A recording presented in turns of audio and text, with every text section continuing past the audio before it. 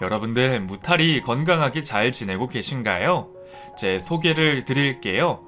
저는 피부관리샵 원장으로 일하고 있는 이제 44살이 된 여자입니다. 여기에 올라오는 사연들을 듣다 보면 제가 경험했던 일들이 떠올라서 동질감을 많이 느끼고는 했어요.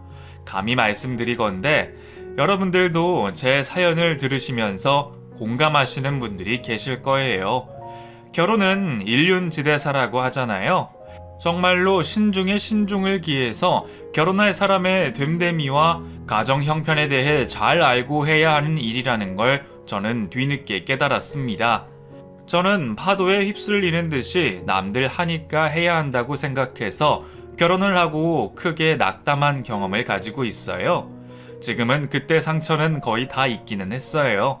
제 하나뿐인 딸을 결혼했던 덕분에 키울 수 있게 되어서 감사하게 여기면서 살고 있습니다. 이곳에서 사연을 듣기만 하다가 제가 지금처럼 이렇게 겸허히 받아들이기까지 순탄하지만은 않았던 제 이야기를 여러분에게 털어놓고 싶어졌습니다. 그럼 제 이야기 시작해 볼게요. 우선 저는 어릴 때 경기도 중에서도 농사를 짓는 동네에서 살았어요. 저희 부모님은 작은 과수원을 하고 계셨습니다. 과수원에서 수확한 과일을 시장에 나가서 팔거나 소매업체에 파는 일을 하셨어요. 저는 향긋한 과일 향기를 정말 좋아합니다. 그렇게 부유한 집안은 아니었지만 언니와 저는 부모님의 사랑을 듬뿍 받으며 건강하게 자랐어요. 저희 부모님은 저희에게 공부를 강요하지 않으셨어요. 언니는 공부를 잘하는 편이라서 대학에 입학을 하고 졸업 후에는 7급 공무원이 되었습니다. 저는 언니와 다르게 공부 쪽에는 관심이 없었어요. 그래서 피부관리사 자격증 시험을 치르고 바로 서울 강남 쪽에서 일을 하기 시작했습니다. 일을 하면서 남는 시간을 쪼개어서 뷰티 아카데미도 이수를 했습니다. 20살이 되면서부터는 경기도에서 출퇴근을 했어요. 자취를 할 수도 있었지만 부모님의 걱정과 자취의 부담으로 인해서 집에서 다녔거든요. 그 당시에는 학창시절의 친구를 만날 시간도 없을 만큼 힘들게 지냈습니다. 친구들도 대학을 가거나 뿔뿔이 흩어져서 자주 만날 수가 없었어요. 저는 강남에서 꽤 유명한 피부관리샵에서 일을 했기 때문에 그곳에 오는 손님들은 거의 다 부유층이었어요. 본인 자식들 유학 보낸 일과 사업 이야기를 저에게 들려줄 때면 다른 세상 사람들을 보는 기분이었습니다. 그런 이야기들을 듣다 보니 자연스럽게 저도 나중에는 부자가 되고 싶다는 꿈을 가지게 되었습니다. 제가 일하는 곳의 특성상 남자를 만날 일이 잘 없었어요. 20대 초반에는 소개팅이나 미팅 제의가 많이 들어왔지만 저는 그런 부자연스러운 만남을 좋아하지 않았습니다. 사실 연애에 관심도 없었고요. 그래서 20대 중반까지 내내 솔로로 지내며 일만 했네요. 그러다가 고향 친구 한 명이 결혼을 한다는 소식을 듣게 되었어요. 결혼식 전에 만나자고 연락이 와서 오랜만에 친구들을 만나러 갔습니다. 그리고 그곳에서 전 남편을 만나게 되었어요. 동창 대여섯 명이 모인 자리에 친구가 결혼할 남자의 대학교 친구가 같이 온 것이었습니다. 처음 보는 사람들이 많은 자리에 나온 게 이해가 가지는 않았는데 성격이 참 서글서글하니 말도 잘하고 웃긴 사람이더라고요. 여러분, 제가 제 불알 친구가 결혼을 한다고 해서 친구 동창들 만난다고 하는데 마침 이 근처에서 일을 하거든요. 그래서 염치불구하고 왔습니다. 괜찮죠? 친구들은 그 말에 하하호호 웃으며 당연히 괜찮다는 말을 했습니다. 저는 오랜만에 만난 친구들과 일상을 공유하며 대화를 나눴어요. 다들 대학도 졸업하고 직장을 구해서 일을 하고 있더라고요. 야간 자율 학습 땡땡이 치다가 걸려서 선생님한테 혼이 났던 게 엊그제 같은데 언제 이렇게 다들 사회인이 되고 결혼까지 하나 싶어서 저는 참 기분이 이상해졌습니다. 그렇게 대화를 나누고 있는데 초대하지 않은 손님이었던 친구의 친구가 저에게 말을 걸었어요. 안녕하세요. 저는 김성진이라고 해요. 완전 제 이상형이에요. 네? 갑자기요? 여기 들어온 순간부터 그쪽 분 주위에서 후광이 비치더라고요. 이름이 뭐예요? 그 사람이 그렇게 말하자 당황한 제 곁에 있던 친구들이 한마디씩 거들었습니다. 얘 이름은 이아름이에요. 아름이가 지금까지 모태솔로거든요. 아름이랑 잘해봐요. 친구의 말에 제가 부끄러워져서 그러지 말라고 했습니다. 그런데 그 말을 들은 전 남편은 저에게 더 적극적으로 다가오더라고요. 제 전화번호를 물어봐서 어쩔 수 없이 가르쳐주게 되었네요. 알고 보니 제가 다니던 피부관리샵과 20분 거리의 회사에 다니고 있더라고요. 그래서 점심시간에 잠깐 만나서 같이 점심도 먹고 퇴근하고 시간이 남으면 만나서 데이트를 하게 되었습니다. 이성과의 연애가 처음이라서 모든 게 낯설고 신기했어요. 저를 저보다 더 좋아해주는 사람이 있을 수 있다는 게 놀라웠습니다. 전 남편은 저보다 연애 경험이 당연히 많았겠죠. 아주 밀고 당기고 저를 안달나게 하더라고요.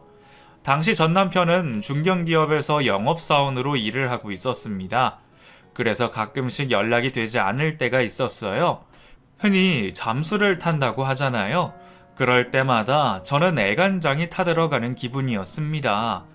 그렇게 일주일 정도 연락이 되지 않다가 연락이 오면 그간 있었던 일에 대해 저에게 다 털어놨어요. 아름아, 그동안 연락 못해서 미안해. 왜 또 잠수를 타? 나 답답해서 죽는 꼴 보고 싶어? 이번에 내가 영업하던 거래처랑 문제가 생겨서 나도 너무 힘들었어. 너 보고 싶은 거 꾹 참고 일 해결하느라. 지금은 괜찮아진 거야? 응, 어떻게 해결했어. 아름이 너 보고 싶다. 오늘 저녁에 너희 피부관리샵 앞으로 갈게. 그래, 이따가 봐. 잠수를 타고 나서 만나면 얼굴이 수척해져서 많이 안 돼 보였습니다. 그때는 콩깍지가 껴서 그 인간의 실체를 제대로 모른 탓도 있었겠죠. 아무튼 결혼 전 연애하던 당시에는 그저 전 남편을 위로해야겠다는 마음뿐이었어요. 영업사원 일이 만만치 않은가 보다 하는 생각에 많이 위로를 해주었던 기억이 나네요. 그렇게 저희는 2년을 연애하고 전 남편의 청혼으로 제 나이 27에 결혼을 준비하게 되었습니다. 저희 언니는 같은 공무원과 결혼을 이미 한 상태였어요. 저희 부모님도 저만 시집 보내면 두 분이 마음 편히 살겠다며 좋아하셨습니다. 아름이 너도 시집 보내고 나면 우리 둘이 노후 편하게 살 수 있겠네. 아빠는? 시집 가면 뭐 내가 엄마 아빠 못 보고 사는 것도 아닌데. 출가 외인이라는 말이 있어. 결혼해서 잘 살아야지. 요즘 그런 게 어딨어요. 나 결혼해도 엄마 아빠 자주 만나러 올 거야. 그렇게 되나 한번 보자. 하하하하. 저희 부모님의 말씀에 저는 괜히 서운한 생각이 들었어요. 하지만 정말로 결혼을 하고 나니 부모님의 말씀이 딱 맞더라고요. 아무튼 저는 전 남편에게 청혼을 받은 후에 전 남편의 홀어머니에게 인사를 드리러 갔습니다. 그때부터 결혼 생활이 만만치 않겠구나 하는 생각이 들었네요. 찾아간 곳은 전 남편과 둘이 지내던 20평대의 빌라였어요. 음식을 잔뜩 차려놓고 저를 기다리고 계시더라고요. 안녕하세요. 처음 뵙겠습니다. 저 성진 씨 여자친구 이아름이라고 해요. 잘 부탁드립니다. 그래요. 우선 시장할 테니까 앉아서 밥부터 먹어요. 그런데 막상 식사를 하려고 하자 말을 걸어대는 통에 밥을 한 술도 제대로 뜨지 못했습니다. 제 신상 정보를 경찰처럼 낱낱이 조사하시더라고요. 그리고 제 직업에 관해 듣고는 완전히 표정이 달라져서 말했습니다. 피부관리사를 한다고? 그것도 일이야? 어머, 그거에서 벌어먹고 살아? 저는 제 직업에 대해 자부심을 가지고 있었고 그런 반응을 보이는 사람을 처음 만났습니다. 그것도 제 시어머니가 될 사람으로부터 비하를 당해서 말문이 콱 막히고 어리둥절하더라고요. 제가 당시 전 남편보다 월급도 많았거든요. 제가 당황해서 아무 말도 못하자 예비 시어머니는 저에게 더 다그쳤습니다. 어쩌다가 그런 일을 했어? 언니는 공무원이라며 조신하게 그런 일이나 하지. 그건 뭐 옛날로 치면 백정이나 다름없는 거 아니야? 백정이요? 제가 황당해서 그렇게 되묻자 예비 시모의 얼굴이 빨갛게 달아오르더니 오히려 화를 냈습니다. 그래, 백정. 남의 얼굴이나 만지면서 돈 버는 게 뭐 그런 거랑 다름없지. 나는 조신하고 자기 일 뚜렷하게 가진 여자랑 결혼하면 했는데, 성진아, 엄마는 이 결혼 반대다. 말없이 밥만 꾸역꾸역 처먹던 전 남편이 그제서야 상황 파악이 됐는지 저를 한번 보고 본인 어머니를 한번 보더니 저 대신 말했습니다. 엄마, 피부관리사도 전문직이에요. 아무나 그런 기술 가지고 있는 거 아니라고요. 그리고 저는 아름이 아니면 결혼할 생각이 없어요. 뭐? 내가 이런 애랑 결혼하라고 너를 그렇게 혼자서 뼈 빠지게 키운 줄 알아? 너는 그래도 명함 있는 직장인인데. 몰라. 난 더 나은 여자랑 결혼했으면 한다. 이만 가봐라. 제 면전 앞에서 그렇게 말하는 예비 시모를 보고 저도 기분이 팍 상했습니다. 그날 기분이 상한 채로 집으로 돌아와서 내가 이런 대접을 받으면서 결혼을 꼭 해야 하나 하는 회의감이 들었어요. 하지만 당시에 전 남편이 그런 제 마음을 잡아줬습니다. 아름아, 우리 엄마가 좀 고지식한 분이라서 그래. 그렇다고 너 나 버릴 거 아니지? 내가 우선 잘 말씀드리기는 했어. 너 혹시 우리 엄마 피부 관리 한번 해줄 수 있어?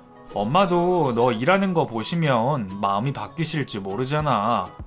그 말에 저는 진심이 담겨 있다고 느꼈어요. 이제 와서 다른 남자와 결혼할 생각도 아니었기 때문에 저는 제가 다니는 피부관리샵에 시어머니 이름으로 예약을 해뒀습니다. 제 돈으로 10회를 끊어줬어요. 저희 친정어머니한테도 해드리지 못한 걸 해드린다는 생각에 친정엄마한테 미안한 생각도 들었어요. 물론 집에서는 해드렸지만 샵에서 정식으로 해드린 적은 없거든요. 아무튼 그렇게 저는 매주 2번씩 시어머니를 피부관리샵에 모셔서 관리를 해드리며 이런저런 이야기를 많이 나눴습니다. 처음에는 시큰둥하더니 날이 갈수록 본인 피부도 좋아지고 관리받는 맛을 알았는지 좋아하더라고요. 결국에 시어머니의 허락을 받고 상견례를 진행하게 되었습니다. 저희 부모님도 전 남편을 그렇게 썩 마음에 들어 하지는 않으셨어요. 하지만 워낙에 말주변이 좋았던 인간이라서 저희 부모님의 마음을 사로잡았습니다. 장모님, 장인어른, 두 분이 예쁘게 키워주신 딸 보내셔서 섭섭하시죠? 제가 앞으로 더 예쁘고 행복하게 같이 살도록 할 테니까 걱정하지 마십시오. 말은 어찌나 청산유수로 잘하는지 상견례 자리에서 전 남편의 말에 저희 부모님이 웃어버렸습니다. 신혼집은 제가 20살이 되자마자 붓고 있던 청약 통장이 당첨된 상태였기 때문에 거기서 시작하기로 했어요. 남편은 혼수를 준비해 왔습니다. 혼수도 정말 소소한 것만 해왔어요. 큰 건 제가 다 했습니다. 지금 생각해보면 그렇게 믿지는 결혼을 왜 진행한 건지 저도 이해할 수가 없네요. 게다가 저는 결혼 후에 시어머니에게 매달 용돈을 드려야 했습니다. 남편이 결혼하고 신혼여행을 갔을 때 진지하게 그 이야기를 하더라고요.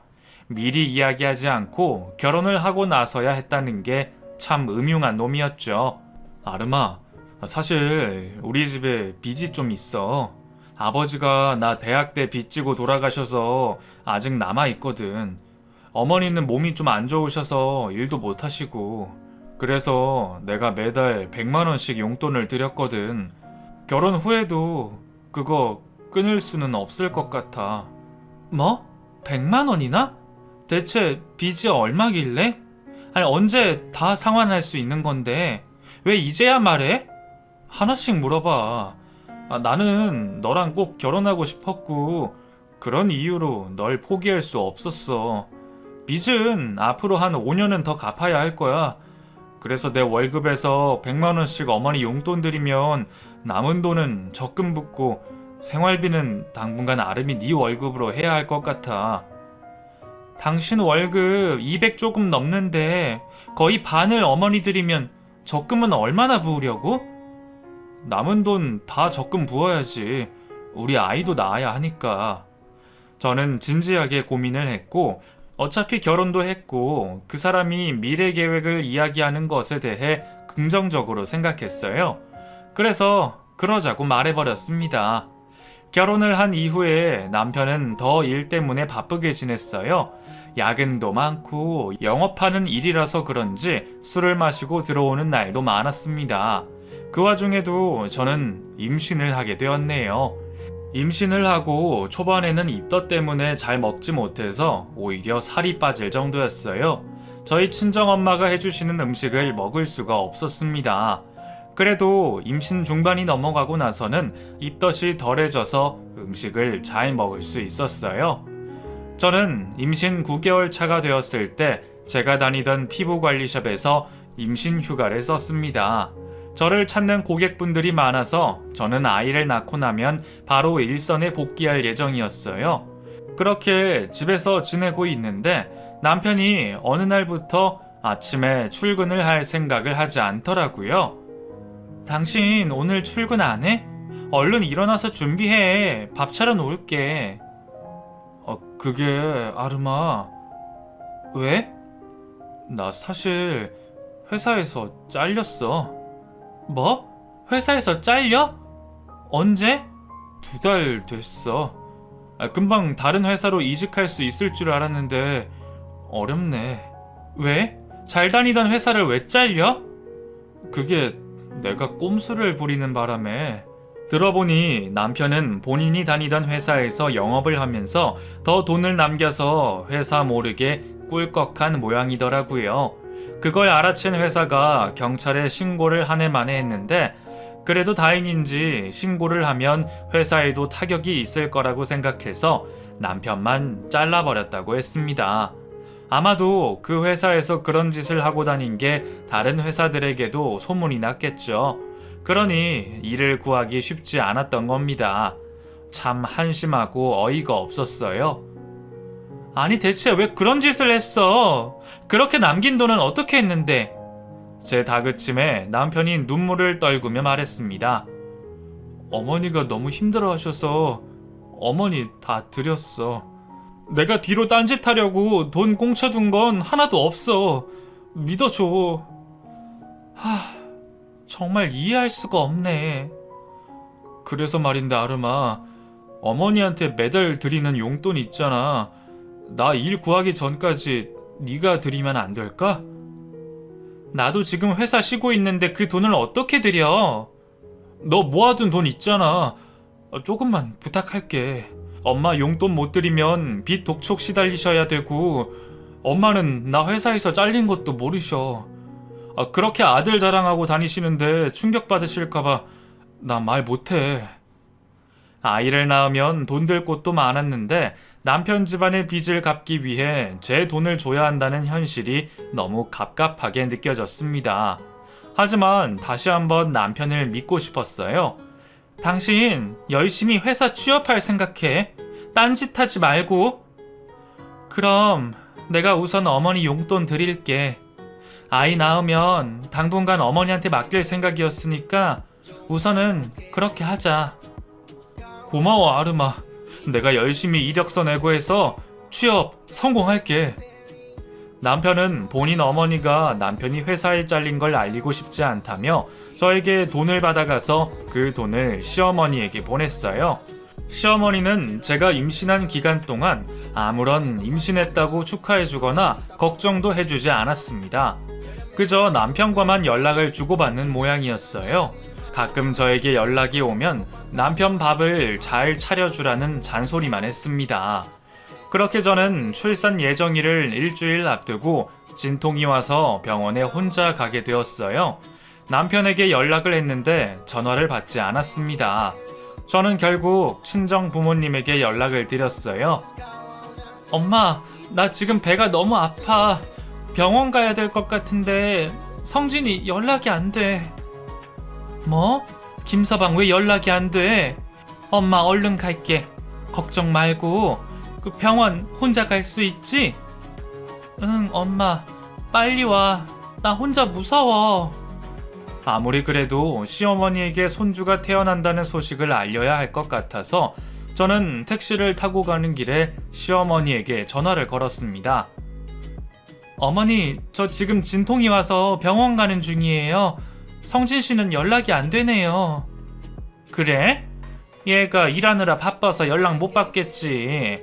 딸 낳으면서 뭔 그렇게 유난이야. 나한테 전화까지 하고. 아무튼 애 잘 낳아라. 끊는다. 그렇게 매정하게 말하고 전화를 끊더라고요. 손주고 뭐고 다 필요 없고 자기 아들이 최고인 사람이었어요. 병원에 혼자 도착해서 입원 수속을 마치고 병실에 누워 있었습니다. 주변의 산모들은 남편과 가족들이 함께 있었는데 저 혼자서만 누워 있으니까 기분이 너무 안 좋았어요. 그러고 있는데 저희 친정 어머니께서 도착하셨습니다. 엄마를 보자마자 눈물이 나더라고요. 아름아, 많이 아파? 조금만 고생하면 될 거야. 왜 울고 그래? 몰라. 나 너무 서러워, 엄마. 엄마가 왔잖아, 응?